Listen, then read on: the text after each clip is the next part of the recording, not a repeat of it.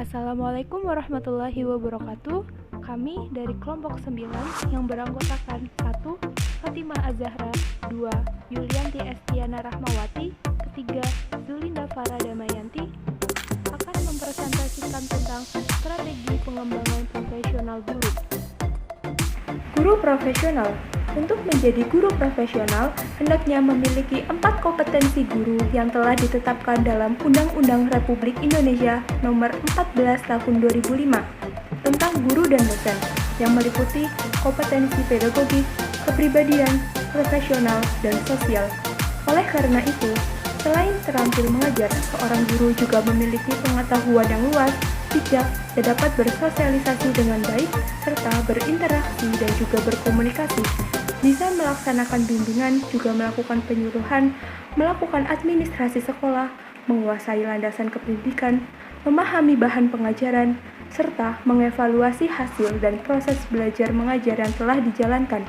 Tujuan pengembangan profesional guru dimaksudkan untuk memenuhi 3 kebutuhan. Yang pertama, kebutuhan sosial untuk meningkatkan kemampuan sistem pendidikan yang efisien dan manusiawi. Kedua, kebutuhan untuk menemukan cara-cara untuk membantu staf pendidikan dalam rangka mengembangkan pribadinya secara luas. Ketiga, kebutuhan untuk mengembangkan dan mendorong keinginan guru. 1. Jalur pendidikan. Sesuai dengan peraturan dan memenuhi tuntutan Undang-Undang Guru dan Dosen yang berlaku, bahwa kualifikasi pendidikan guru minimal adalah sarjana S1. Maka, jika terdapat guru yang masih belum memenuhi tuntutan kualifikasi pendidikan sarjana, harus dilakukan proses kualifikasi pendidikan dengan cara melanjutkan atau menempuh pendidikan lagi. Tujuan dari hal ini untuk meningkatkan kualifikasi dan syarat untuk menjadi seorang guru yang profesional, sehingga memenuhi kriteria yang ditetapkan oleh pemerintah. Jika ingin menjadi dosen, maka seseorang itu harus menempuh pendidikan S2, tidak cukup dan tidak bisa jika hanya menempuh pendidikan S1 saja. Dalam hal pendidikan ini, seseorang dikembangkan dengan pengetahuan dan keterampilan untuk menjadi bekal di kemudian hari. 2. Pelatihan. Pelatihan merupakan suatu usaha untuk memperbaiki performansi pekerja pada suatu pekerjaan yang menjadi tanggung jawabnya. Pelatihan ini disesuaikan dengan kebutuhan guru masing-masing, yaitu pelatihan yang mengacu pada tuntutan kompetensi guru. Seperti pelatihan terintegrasi berbasis kompetensi yang tentunya mengacu pada kompetensi yang akan dicapai dan diperlukan siswa. Pelatihan ini juga biasanya seorang guru harus mempunyai pengalaman belajar aktivitas-aktivitas yang terencana. Dalam hal ini, seorang guru harus terus di-training untuk mendapatkan pengetahuan dan keterampilan untuk memumpuni serta sikap yang bijak untuk mengubah perilakunya, yang nantinya akan meningkatkan prestasi siswa. 3. Jalur workshop. Dalam hal ini, seorang guru mereview, mempraktikkan pengajarannya dengan pengetahuan dan keterampilan yang dimilikinya. Hal ini sebagai penunjang aktivitas pekerjaannya sebagai seorang guru. Seorang guru jangan hanya mempelajari teori di pelatihan saja, tetapi penting juga untuk menerapkannya secara langsung. Saat seorang guru mampu membagi pengetahuan dan keterampilannya kepada orang lain. Pengembangan profesi guru melalui komunitas belajar. 1. Melalui KKG. KKG atau Kelompok Kerja Guru adalah wadah kerjasama guru-guru dalam satu gugus dalam upaya meningkatkan kemampuan profesional mereka. Fungsi utamanya adalah menampung dan memecahkan masalah yang dihadapi dalam KBM melalui pertemuan diskusi, pengajaran contoh, demonstrasi penggunaan, dan pembuatan alat peraga. KKG wadah kegiatan profesional bagi guru SD atau MI atau SDLB di tingkat kecamatan yang terdiri dari sejumlah guru dari sejumlah sekolah. Tugas dan tanggung jawab kelompok kerja guru secara umum adalah sebagai berikut. A. Memberikan motivasi kepada guru agar mengikuti setiap kegiatan yang diadakan termasuk kegiatan yang diselenggarakan oleh PKG. B. Meningkatkan kompetensi meliputi aspek pedagogis, kepribadian, sosial, dan profesional. C. Menunjang pemenuhan kebutuhan yang berkaitan dengan kegiatan pembelajaran. Pengembangan profesi guru yang kedua yaitu melalui MGMP. Pembinaan guru harus harus berlangsung berkesinambungan, karena prinsip mendasar adalah guru harus merupakan e-learning person.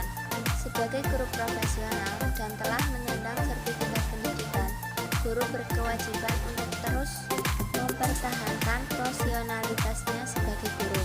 Pembinaan profesi guru secara terus-menerus menggunakan wadah guru yang sudah ada, yaitu kelompok kerja guru melalui musyawarah guru mata pelajaran atau MGMP. MGMP merupakan suatu forum kegiatan profesional guru mata pelajaran sejenis yang berada pada satu sekolah, wilayah, kabupaten atau kota dan provinsi. MGMP dapat diikuti oleh semua guru mata pelajaran, baik yang berstatus PNS maupun honorer. MGMP juga merupakan operasi non-struktural, bersifat mandiri dan berdasarkan kekeluargaan.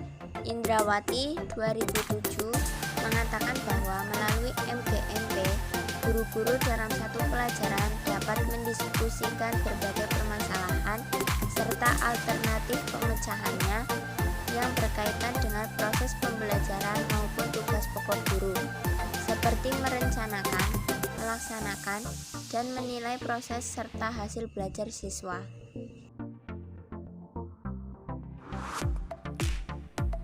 Yang ketiga, melalui listen study.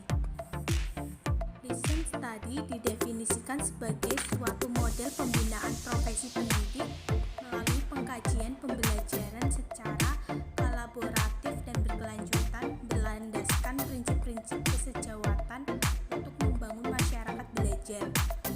Melalui LS ini dapat ditingkatkan keempat kompetensi pendidik, yaitu kompetensi kepribadian karena akan semakin meningkat motivasi pelakunya untuk berkembang, kompetensi sosial karena akan semakin kuat hubungan kesejawatan, kompetensi profesional karena akan semakin meningkat penguasaan materi ajar, dan kompetensi pedagogik karena akan semakin meningkatkan kemampuan merencanakan dan melaksanakan pembelajaran, mengamati kegiatan belajar, mewujudkan pembelajaran yang menyiapkan pembelajar untuk kehidupan masa depan, dan pada gilirannya memungkinkan perbaikan kualitas pembelajaran secara terus-menerus.